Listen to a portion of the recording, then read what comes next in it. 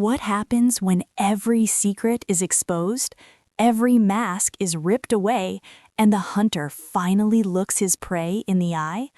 Episode 5 of The Night Manager Season 2 is where the game stops being subtle. The lies collapse, the betrayals turn personal, and Jonathan Pine steps fully out of the shadows, no longer pretending, no longer hiding. This episode is not about espionage tricks or covert operations. It's about power, legacy, and fathers who destroy their children to protect their empires. Let's break it all down, from the opening fallout to the devastating final betrayal. Episode 5 opens with a simple but deadly fact. Jonathan Pine has been exposed. His fake identity, Matthew Ellis, has been faxed directly to Richard "Dickie" Roper. Yes, faxed. A brutal reminder that old empires still use old tools to destroy people. Roper now knows the truth. Pine is alive. Pine is his old enemy, and Pine manipulated his own son, Teddy. At the same time, back in London, Myra learns the same thing. Pine was never dead. This revelation immediately puts Basil in mortal danger, because he is the only one still feeding information to Angela Burr.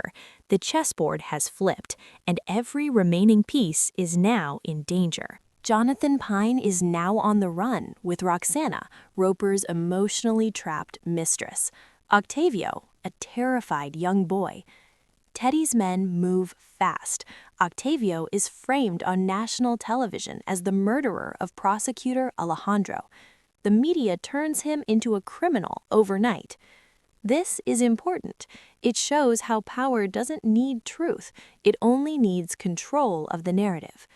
The trio flee to Roxana's childhood home, a place soaked in trauma. Her father was murdered there when she was young, his body dumped on the doorstep. This isn't safety, it's a graveyard of old pain. Inside the house, Roxana confronts Jonathan. He admits the truth. There is no immunity deal, there is no safety net, there is no cavalry coming. Once again, a powerful man promised protection and failed. Roxana feels played. Jonathan fires back. She lied too. Her deception led to the deaths of his colleagues. The argument turns volatile, and then strangely intimate. Roxana touches him, uses sex as leverage, as control, as desperation. The moment is uncomfortable, not romantic, not seductive. This is survival sex, a woman trying to keep herself alive in a world where men decide who lives and who dies. Jonathan pulls away. He has chosen his mission over desire, and he leaves her behind. In London, Basil realizes he's being watched. Thinking fast, he calls Angela Burr and directs her to a shop at London Bridge Station. There, she retrieves Basil's laptop, tying Myra to Roper's Colombian coup. Basil is captured shortly afterward, taken to the very house he had been surveilling. Later, Myra has him tortured. She demands information on Jonathan. Basil refuses. For his loyalty, he is executed. We never see his body, but in this world, mercy doesn't exist. Back in Colombia, Frisky, Roper's brutal enforcer from Season 1, returns. His job is simple: find Jonathan Pine, kill him. But Pine does something reckless. He calls Teddy, then asks to speak directly to Roper, and invites him to lunch. This is the heart of the episode. Jonathan Pine and Richard Roper sit across from each other, calm, polite, terrifying. Blood-red juice, rare steaks, polite smiles hiding murderous intent. Jonathan lays out his cards. He has the shipment lists. He knows about the Colombian coup. He has Roxana as a potential witness. He wants Roper to turn himself in. Roper laughs. He counters with money, first $15 million, then more. Roper points out something chillingly true. Jonathan doesn't yet have the one document that proves Richard Roper is Richard Roper. Without it, the story barely makes the news.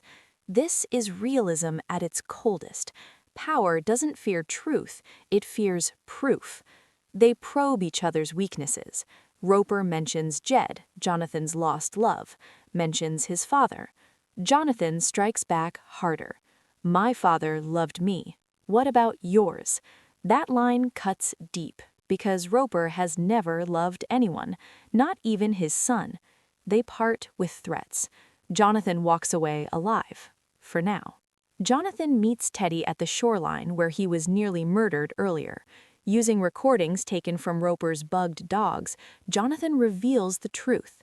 Roper plans to abandon Colombia, abandon Teddy, return to England to live with his real son, Danny. Teddy collapses. Everything he did, every crime, every betrayal, was for nothing. Jonathan offers redemption. He reunites Teddy with his long-lost sister, Clara. For the first time, Teddy feels real love, and he turns. Teddy reveals everything: the EMP device, the blackout, the chaos, the military coup. The weapon will be flown into the jungle by plane. Jonathan needs the flight details to stop it. Teddy agrees, but the question remains: is this redemption or another trap? Roper discovers the bugs in his dog's collars. Martin barely escapes. Roper executes all 3 dogs anyway, not because they betrayed him, but because betrayal touched them. This is who Roper is. If he can kill innocent animals without hesitation, what chance does his son have? In the final moments, Roper meets someone unexpected: Roxana. She has come back.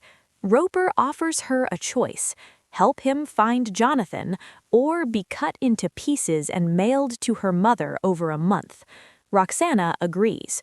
Whether out of fear, anger, or strategy, we don't yet know. Jonathan's story has always included a damsel in distress, but not all of them survive. Episode 5 is about inheritance: the sons who are never enough, the fathers who destroy what they create, the cost of loyalty in a world ruled by power. Jonathan Pine has stopped hiding. The war is no longer secret, and in the final episode, only one empire will survive. So the real question is Teddy truly redeemed or walking Jonathan into a trap? Is Roxana betraying Pine or infiltrating Roper from within? And can Jonathan stop the coup before the plane takes off? If you enjoyed this deep breakdown, like, subscribe, and comment your theories below, because the final episode changes everything.